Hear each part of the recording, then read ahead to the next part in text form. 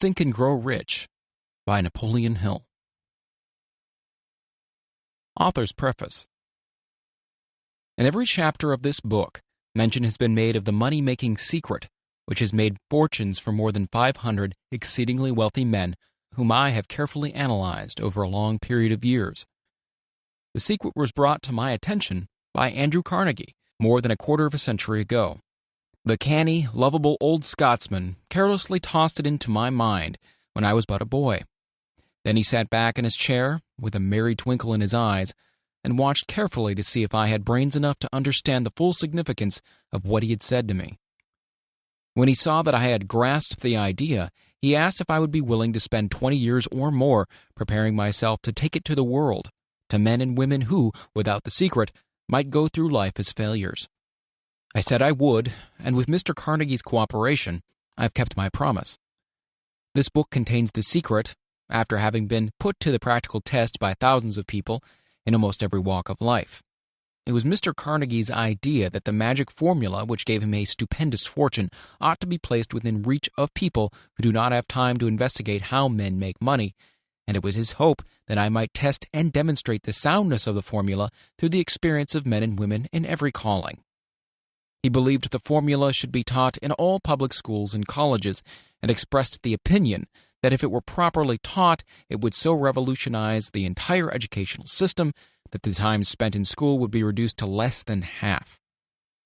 His experience with Charles M. Schwab and other young men of Mr. Schwab's type convinced Mr. Carnegie that much of which was taught in schools is of no value whatsoever in connection with the business of earning a living or accumulating riches.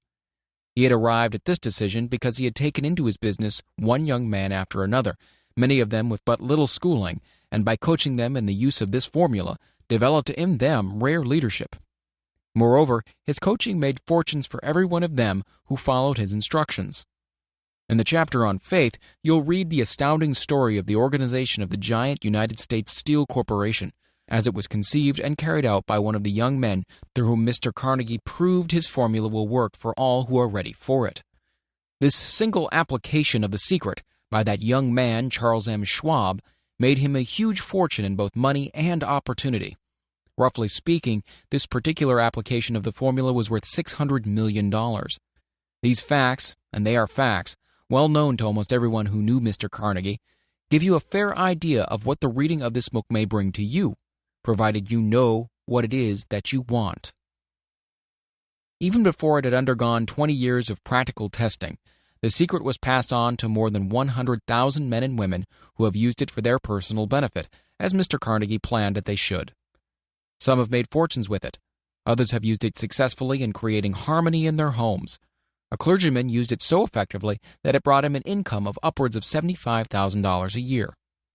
Arthur Nash, a Cincinnati tailor, used his near-bankrupt business as a guinea pig on which to test the formula. The business came to life and made a fortune for its owners, and it's still thriving, though Mr. Nash is gone. The experiment was so unique that newspapers and magazines gave it more than $1 million worth of laudatory publicity. The secret was passed on to Stuart Austin Weir of Dallas, Texas. He was ready for it, so ready that he gave up his profession and studied law. Did he succeed? That story is told too.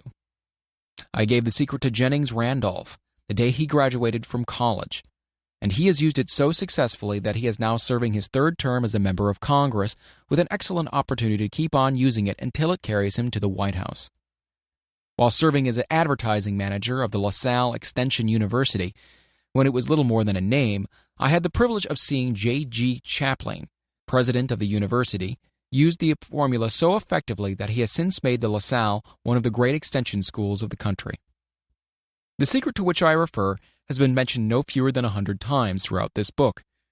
It has not been named directly, for it seems to work more successfully when it is merely uncovered and left in sight, where those who are ready and searching for it may pick it up. This is why Mr. Carnegie tossed it to me so quietly, without giving me its specific name. If you are ready to put it to use, you will recognize this secret at least once in every chapter. I wish I might feel privileged to tell you how you will know if you are ready, but that would deprive you of much of the benefit you will receive when you make the discovery in your own way. While this book was being written, my own son, who was then finishing the last year of his college work, picked up the manuscript of Chapter 2, read it, and discovered the secret himself. He used the information so effectively that he went directly into a responsible position at the beginning salary greater than the average man ever earns. His story has been briefly described in Chapter 2.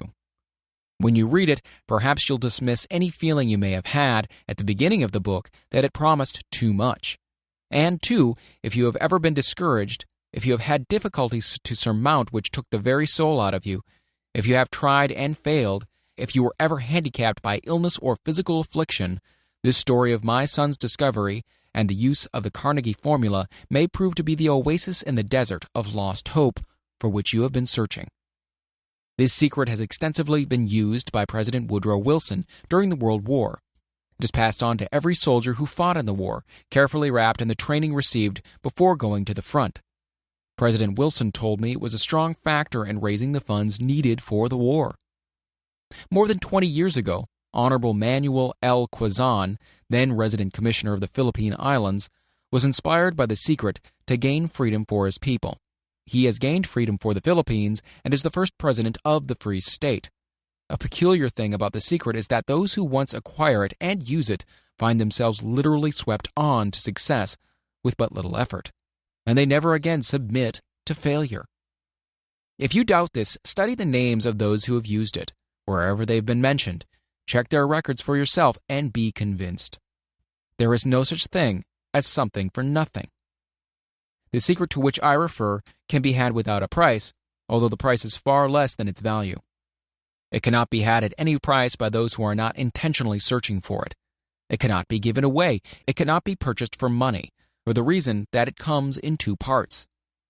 One part is already in possession of those who already are ready for it. The secret serves equally well all who are ready for it. Education has nothing to do with it. Long before I was born, the secret had found its way into the possession of Thomas Edison, and he used it so intelligently that he became the world's leading inventor, although he had but 3 months of schooling. The secret was passed on to a business associate of Mr. Edison. He used it so effectively that, although he was then making only $12,000 a year, he accumulated a great fortune, and retired from active business while still a young man. You'll find his story at the beginning of the first chapter. It should convince you that riches are not beyond your reach, that you can still be what you wish to be, that money, fame, recognition, and happiness can be had by all who are ready and determined to have these blessings. How do I know these things? You should have the answer before you finish this book. You may find it in the very first chapter or on the last page.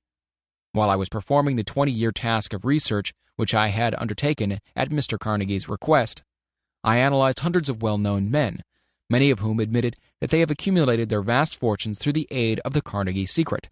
Among these men were Henry Ford, William Wrigley Jr., John Wanamaker, James J. Hill, George S. Parker, E. M. Statler, Henry L. Doherty, Cyrus H. K. Curtis, George Eastman, Theodore Roosevelt, John W. Davis, Albert Hubbard, Wilbur Wright, William Jennings Bryan, J. Ogden Armour, Charles M. Schwab, Harris F. Williams, John D. Rockefeller, Thomas Edison, F. W. Woolworth, Woodrow Wilson, W. M. Howard Taft, Dr. Alexander Graham Bell, Arthur Nash, Clarence Darrow.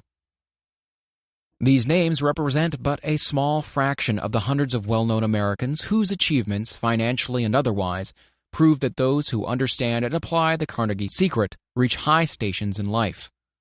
I have never known anyone who was inspired to use the secret who did not achieve noteworthy success in his chosen calling.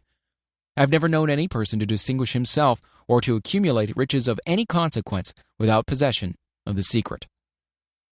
From these two facts, I draw the conclusion that the secret is more important as a part of the knowledge essential for self-determination than any which one receives through what is popularly known as education. What is education anyway? This has been answered in full detail. As far as schooling is concerned, many of these men had very little. John Wanamaker once told me that with what little schooling he had, he acquired very much the same manner as a modern locomotive takes on water, by scooping it up as it runs. Henry Ford never reached high school, let alone college. I'm not attempting to minimize the value of schooling, but I am trying to express my earnest belief that those who master and apply the secret will reach high stations, accumulate riches, and bargain with life on their own terms, even if their schooling has been meager. Somewhere, as you read, the secret to which I refer will jump from the page and stand boldly before you, if you're ready for it. When it appears, you'll recognize it. Whether you receive the sign in the first or last chapter, stop for a moment when it presents itself and turn down a glass, for that occasion will mark the most important turning point of your life. We pass now to Chapter 1, and to the story of my dear friend who was generously acknowledged having seen the mystic sign and whose business achievements are evidence enough that he turned down a glass. As you read his story and the others, remember that they deal with the important problems of life, such as all men experience, the problems arising from one's endeavor to earn a living, to find hope, courage, contentment, and peace of mind, to accumulate riches and to enjoy freedom of body and spirit. Remember, too, as you go through the book, that it deals with facts and not with fiction, its purpose being to convey a great universal truth through which all who are ready may learn not only what to do, but also how to do it, and receive as well the needed stimulus to make a start. As a final word of preparation before you begin the first chapter, may I offer one brief suggestion which may provide a clue by which the Carnegie secret may be recognized. It is this: all achievement, all earned riches have their beginning in an idea. If you are ready for the secret, you already possess one half of it. Therefore, will readily recognize the other half the moment it reaches your mind. The author.